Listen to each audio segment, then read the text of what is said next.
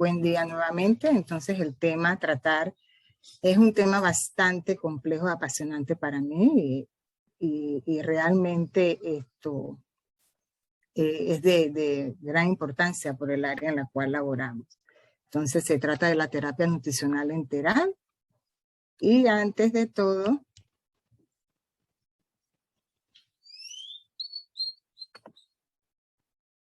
hago mi declaración de conflicto de interés. Así que para mí es muy importante hacer esta declaración porque esto formo parte de la Junta Directiva de la Asociación Panameña de Nutrición Clínica y Metabolismo y soy la coordinadora de enfermería en dicho departamento, así que está de más ver la necesidad de declararme libre de todo interés político, económico, personal, laboral que tenga que ver con alguna casa que promueva, venda o tenga que ver con los insumos de nutrición enteral y parenteral. Y mi interés está más bien ligado única y exclusivamente a promover las buenas prácticas con respecto a estos temas y el arte por la cual fui llamado, que es el arte de servir, el arte de enfermería. Continuamos. Entonces, hablando de lo que es una terapia nutricional enteral, vamos primero a introducir el término, ¿qué es la terapia nutricional? Entonces, la terapia nutricional no es más que la colección de métodos terapéuticos utilizados para mantener y recuperar el estado nutricional del paciente, teniendo como objetivo principal es mejorar el estado nutricional del individuo y cuidando, evitando su malnutrición. Son términos que escuchamos anteriormente de la licenciada Liz y vamos a hablar de qué es una malnutrición. Es un estado fisiológico anormal debido a su consumo insuficiente, desequilibrado o excesivo de macro o micronutrientes, en la cual ya tenemos claro qué son los macro y los micronutrientes. Este estado fisiológico incluye la desnutrición y la hipernutrición, así como la carencia de micronutrientes. Esto fue una revisión, un consenso que se dio en el 2015 por la FAO y la ASPEN y las otras sociedades que tienen que ver con el cuidado de la nutrición. ¿Qué es desnutrición?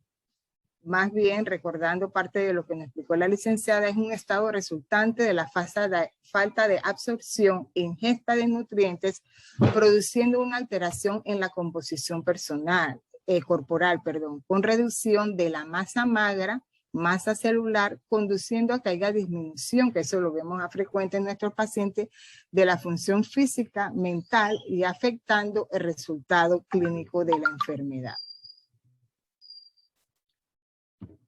La desnutrición lo vemos como un problema global. Hubo una declaración de Cartagena que se dio hace años atrás, en donde Panamá también forma parte de esa declaración, donde son 13 principios en las cuales se agrupan diferentes tipos de políticas para poder llevar control o hacer la lucha contra la desnutrición. Entre esos se hacen estudios realizados en países industrializados, nos han demostrado que no solamente es un problema de este tipo de países en vías de desarrollo, sino que también se da en países industrializados donde el 30 y 50% de los pacientes hospitalizados presentan esta afección, trayendo en sí efectos negativos sobre los días de hospitalización, costo, morbilidad, mortalidad en los pacientes hospitalizados, como lo pudimos ver anteriormente. ¿Cuáles serían los factores de riesgo? Ya mencionados anteriormente, la ingesta inadecuada de nutrientes y de ayunos por largos periodos de tiempo. Ahí influimos mucho en la atención que nosotros damos y la importancia que ponemos del acceso y la alimentación oportuna que deben de tener nuestros pacientes.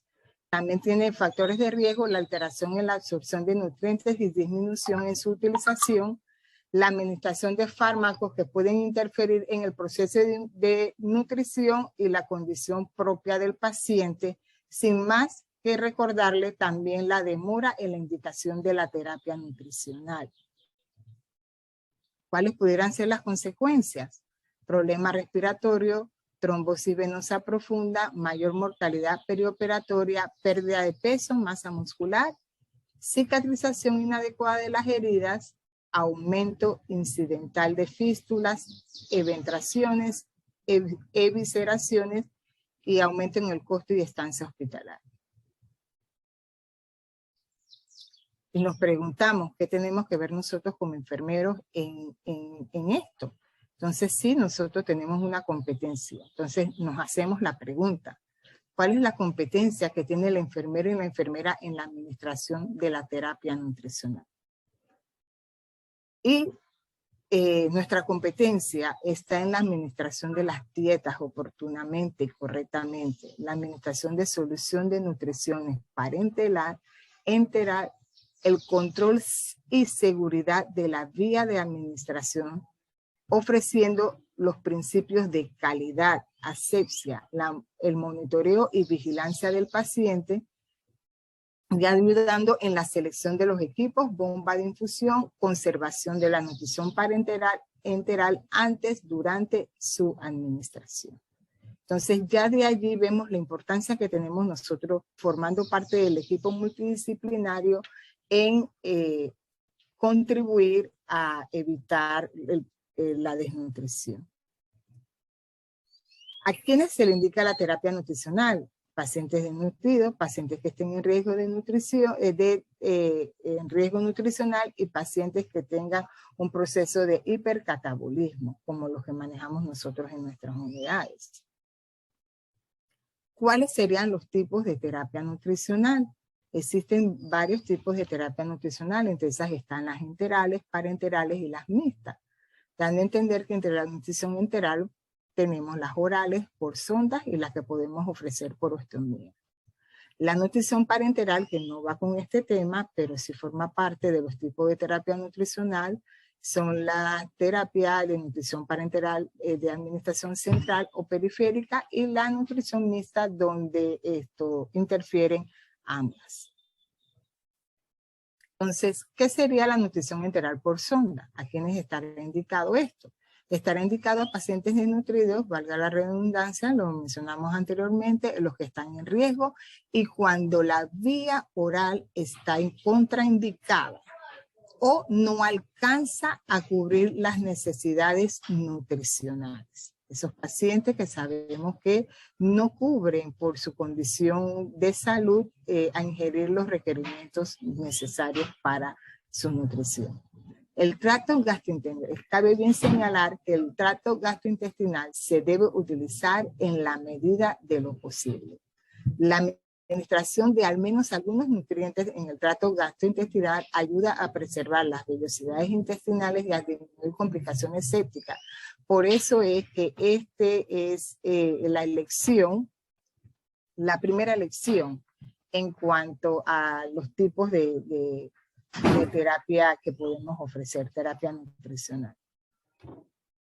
Indicaciones de la nutrición enteral por sonda, ya lo mencionamos anteriormente. ¿Cuáles serían las ventajas de esta nutrición? Esta nutrición es la de primera elección porque es de menor costo, tiene facilidad relativa de la administración, tiene números menores o menor complicaciones metabólicas y sépticas, mantiene el trofismo y la fisiología intestinal y disminuye las patologías por desuso que pudiera generar la nutrición parenteral prolongada que pudiera ser litiasis biliar, entre otras. ¿Cuáles serían las contraindicaciones relativas o temporales que pudiéramos tener para no administrar la terapia nutricional enteral? Enfermedades en fases terminales si no mejora la calidad de vida, diarreas realmente no controladas, interferencia con la dignidad personal, hemorragia severa del tracto gastrointestinal, vómitos, diarreas, sin otra etiología que pueda causar, fístulas yeyunales, inflamación del tracto gastrointestinal en fase activa de la enfermedad de Crohn y algún tipo de enteritis severa, ya sea por radiación o por quimioterapia. Mencionamos ya las contraindicaciones, algunas temporales, estas son ya contraindicaciones para la administración de nutrición enteral por sonda. definitivas, como son obstrucciones intestinales completas, ya diarreas severas no tratadas, inestabilidad hemodinámica, perfusión intestinal inadecuada o hipotensiones severas, fístulas enterocutáneas de gastos elevados, imposibilidad de avanzar una sonda, ya sea por algún tipo de fístulas. ¿Cuáles serían los tipos de vía para la administración de la nutrición enteral? Las vías que podemos ofrecer, como vemos aquí en las diapositivas, tenemos las naso-orogástricas, las naso-oro-postpilóricas y las gastrostomías y las de sonda que van directamente al yeyuno, sondas yeyunales. ¿Alguna pregunta? ¿O las dejamos para el final?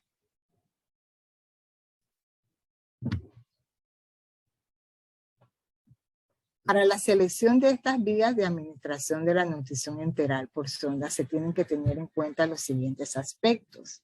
Sí, diagnósticos y el objetivo de la nutrición. ¿Cuál es el diagnóstico de nuestro paciente? El objetivo per se de la nutrición, el estado de conciencia en la cual se encuentran nuestros pacientes, si el paciente según su condición tiene algún riesgo de broncoaspiración, la disponibilidad para acceder al tracto digestivo, que es una de las principales, porque el paciente debe de tener un tracto digestivo íntegro para poder ofrecer este tipo de alimentación por sonda, una nutrición prevista según la terapia nutricional, la comodidad del paciente con la misma, el tipo de fórmula, viendo la viscosidad o la osmolaridad de la misma, y la condición de digestión, absorción que pueda tener el tracto gastrointestinal. Existen muchos accesos enterales o sondas enterales de alimentación, que eso lo definimos que son aquellos dispositivos cuyo extremo distal están ubicados en el estómago o, como lo vimos anteriormente, en alguna parte del intestino. Las hay de diferentes materiales, longitud, calibre, lúmenes, que se utilizan para este diferente tipo de nutrición en la vía digestiva, la cual esto sería un tema más profundo que tener que tratar y explicar. De este tipo de accesos enterales, los accesos naso-orogástricos tienen ventajas, ¿sí?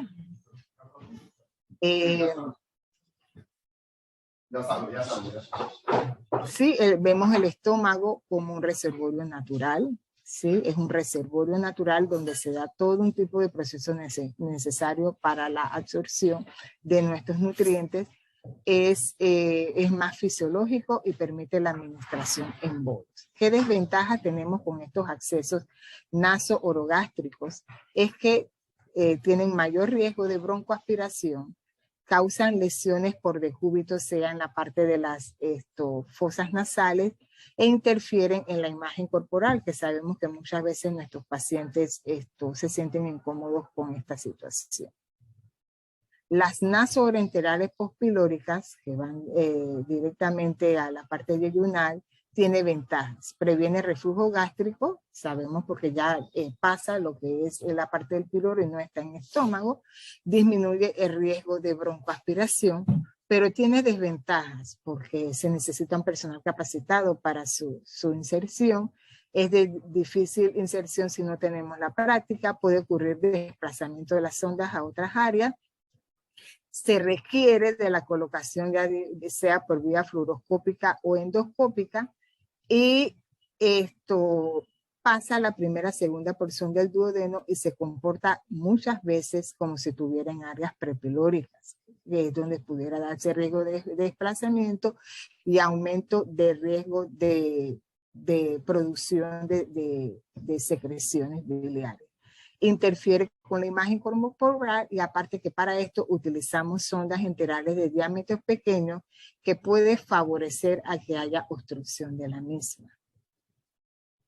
En las gastrostomías tenemos ventajas y igual desventajas. Entre las ventajas de la gastrostomía tenemos que se disminuyen las lesiones nasales por decúbito, alguna lesión que pudiera darse por las sondas nasoenterales, y también el estómago tiene mayor osmorregulación y seguimos utilizando el estómago como un reservorio natural.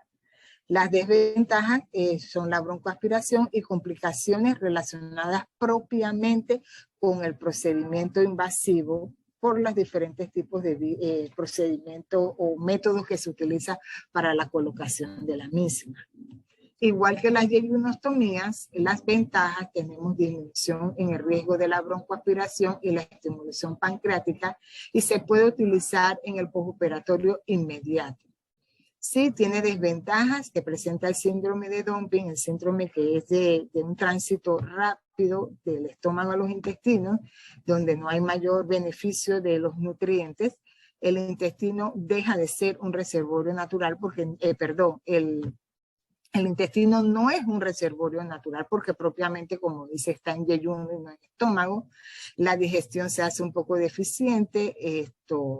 La infusión tiene que ser continua por la ubicación de la sonda, no puede ser por bolo, no puede ser por volúmenes elevados y impide la acción enzimática total que pudiera darse en el reservorio que es el estómago. Es necesario el uso de bombas de infusión en este tipo de alimentación.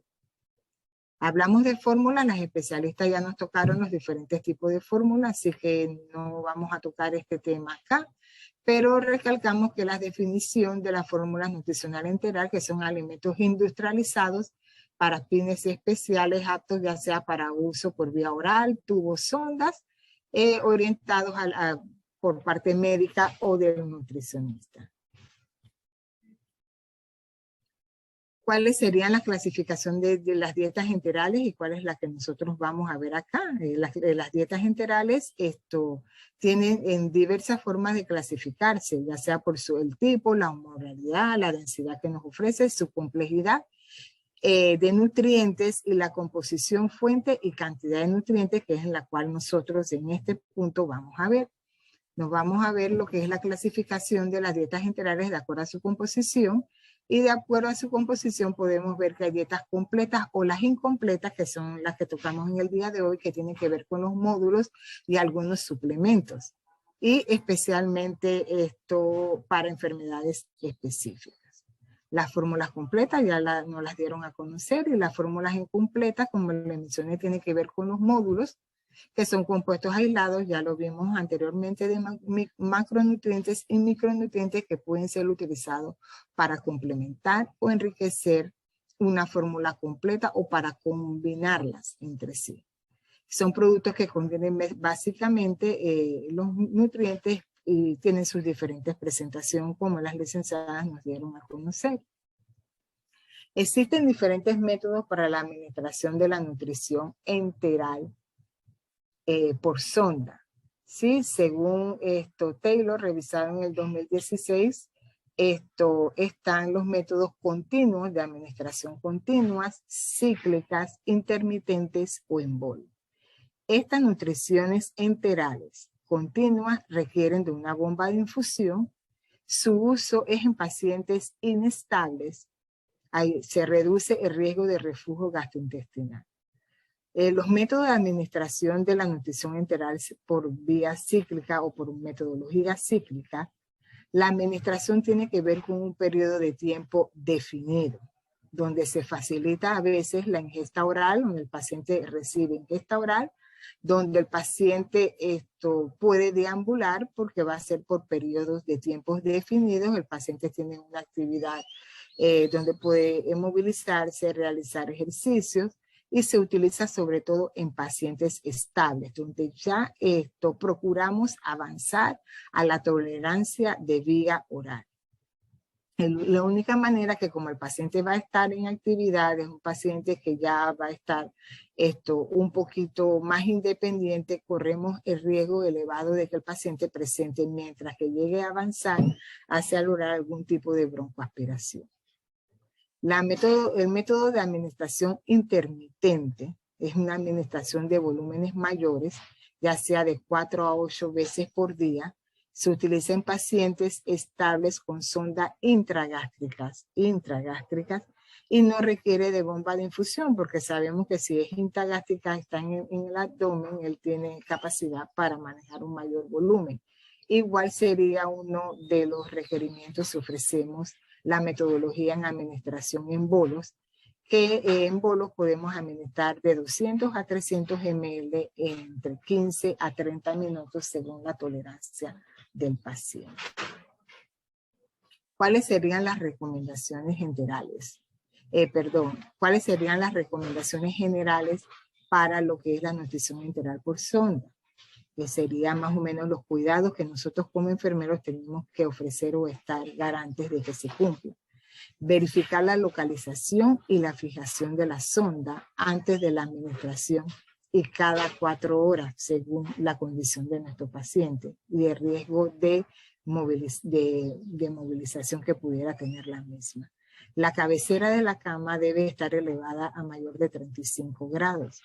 Debemos de suspender la nutrición enteral, si está en ubicación intragástrica, de 15 a 30 minutos antes de cualquier tipo de intervención que queramos realizarle al paciente, ya sea terapia física, respiratoria, cambio de posición, baño del paciente. Irrigar la sonda con agua a temperatura ambiente ya después de antes y después de la administración de medicamentos, de la dieta y de la verificación de residuos gástricos si amerita. Otro de los cuidados que tenemos que tener, que no debemos de utilizar la medición de residuo gástrico en forma rutinaria para monitorear la tolerancia digestiva y función gastrointestinal en aquellas unidades como la de nosotros de cuidados intensivos, pero en las unidades donde todavía la medición de residuo gástrico se utiliza en forma rutinaria, no debemos de suspender la nutrición enteral en pacientes con residuo gástrico menor de 500 ml en ausencia de otros signos de intolerancia gástrica. Sí, debemos recordar nuevamente, y lo señalo, que no debemos de utilizar esta manifestación del paciente o este signo del paciente como una forma rutinaria para monitorizar cualquier intolerancia que pudiera darse, ya que este debe de estar acompañado de otros signos de intolerancia como distensión, flatulencia, vómitos, además. La presencia de diarrea durante la nutrición enteral amerita una investigación sistemática de cuál pudiera ser citología. No la podemos atribuir que es por una nutrición enteral que el paciente pudiera estar presentando una diarrea. Debemos también monitorear la tolerancia digestiva, ya sea dolor, distensión, material fecal, y ver la radiografía de abdomen si es posible su ubicación diaria. Evitar la interrupción necesaria de las fórmulas, minimizar los periodos de ayuno para estudios diagnósticos, ya que esto favorece el ilio por la prolongación de los ayunos. Eso es algo que sí debemos de crear conciencia de la importancia que es mantener la función trófica en los pacientes, que no solamente cerramos una dieta y suspendemos la administración de una fórmula sin antes tener la evidencia que realmente sea esa la causa de cualquier manifestación de nuestros pacientes, porque podemos contribuir a que haya mayor grado de infección intraabdominal o consecuencias. ¿Cuál sería las conclusiones entre tantas que pudiéramos dar? Que la malnutrición se asocia en una forma directa, la malnutrición que conlleva todo lo que es un proceso de desnutrición en la forma directa con el incremento de la morbimortalidad, el deterioro de la función inmunológica y sus efectos nocivos sobre el tracto gastrointestinal. La intervención nutricional que podemos ofrecer, y más nosotros como parte del equipo multidisciplinario, puede revertir o eliminar efectos y reducir los costos de la atención. Y es aquí donde la competencia de enfermería juega un rol determinante. La nutrición enteral debe de ser seleccionada, enteral por sonda, debe de ser seleccionada siempre que el intestino tenga condiciones de uso seguras y efectivas para nuestros pacientes. Gracias. No sé si tienen alguna pregunta y le dejo mi correo si tienen alguna necesidad de ampliación del tema, porque ya que es un tema que realmente tiene bastantes aristas y tendríamos que darlos realmente por parte. Esto fue un pantallazo general de lo que pudiera ser el problema de la desnutrición y de la necesidad de la administración de nutrición por sonda enteral. ¿Preguntas?